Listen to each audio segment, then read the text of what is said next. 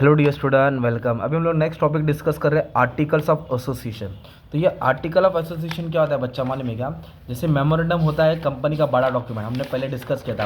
ये कंपनी का बाप होता है, मेन होता है, बर्थ सर्टिफिकेट। तो आर्टिकल्स उसके अंडर काम करता है, वो छोटा डॉक्यूमेंट रहता है, सेकेंडरी डॉक्यूमेंट रहता है, वो मेमोरेंडम से छोटा रहता है। आर्टिकल्स का मतलब होता है कानून, कंपनी का rules and regulation, internal rules and regulation, company का अंदर का rules and regulation.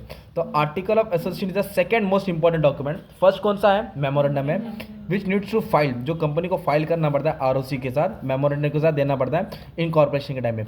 This document is subordinate, छोटा है मेमोरेंडम से। It is like the by law, मतलब कंपनी क्या करेगी, कैसे चलेगी, कंपनी का रिलेशन है। इसमें कंपनी और कंपनी के अंदर का रिलेशन है, कंपनी और कंपनी के। मेमोरेंडम में कंपनी और कंपनी का बाहर का था, इसमें कंपनी और विद इन दी कंपनी। तो इसमें ये लिखा रहता है कि कंपनी क्या काम करेगी, कैसे करेगी, क्या कानून है, क्या कैसा है। तो इसका भी हम लोग डायरेक्ट कंटेंट्स पढ़ेंगे। क्या पढ़ेंगे? कंटेंट। तो ये सेक्शन क्या 2(5) का, ओके। तो contents of article of association, मतलब कंपनी के आर्टिकल्स में क्या लिखा रहता है। तो कंपनी के आर्टिकल्स में यही रहता है कि कंपनी क्या क्या डिसीजन लेगी, क्या क्या करना है, क्या क्या मना है और क्या नहीं करना है। तो पहला है शेयर कैपिटल। क्या है? कंपनी इधर डिसाइड करेगी उसका फेस वैल्यू कितना रहेगा, उसको डिवीजन में कितना करेंगे। अगर फेस वैल्यू 10 है, बाद में फ्यूचर में लोग डिवाइड करेंगे, 2 लाएंगे, फिर 1 लाएंगे, है ना। फिर राइट्स, मतलब शेयर होल्डर का क्या राइट्स है, उनका कितना मीटिंग होएगा। फिर अलॉटमेंट ऑफ शेयर्स कैसे करेंगे।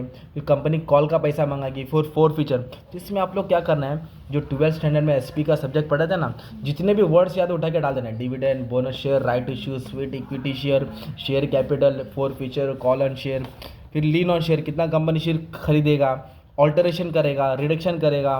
फिर पावर्स क्या है ना, मतलब डायरेक्टर का पावर कितना है। फिर कितना शेयर कंपनी स्टॉक में रखेगा, बोर्ड मीटिंग कब होएगा, कंपनी मीटिंग क्या होएगा, एनुअल जनरल मीटिंग क्या होएगा, नोटिस क्या होएगा, ऑडिट कैसे किया जाएगा। फिर बोरिंग पावर, कंपनी कितना कर्जा ले सकता है। फिर कंपनी शेयर खरीदता है, शेयर बेचता है तो शेयर सर्टिफिकेट इशू करता है। फिर कंपनी हर एक चीज़ फॉलो करता है, हर एक चीज़ क्या करता है। तो आपको क्या करने का, आपने जो भी टर्म्स पढ़े ना कंपनी के रिलेटेड, जो कंपनी के अंदर होता है उसको ही आर्टिकल्स बोलते थे। सब वर्ड को डाला, डिविडेंड डिक्लेरेशन, कर्जा कितना लेना है, मीटिंग कब होना है, किसको कितना पावर है, ऑडिट क्या।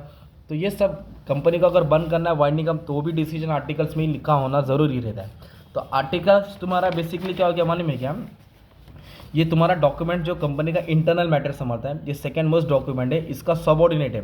सबऑर्डिनेट मतलब छोटा होता है, सुपीरियर मतलब बड़ा होता है। ये रेगुलेशन रहता है within the boundaries laid down by memorandum, मतलब कंपनी किस तरह अपने आप को ऑपरेट करेगा। इसमें रूल्स एंड रेगुलेशन, कंपनी का मैनेजमेंट लिखा रहता है। क्या लिखा रहता है कि allotment of share, appointment, duties, power of director, auditor, officer, winding of managing committee.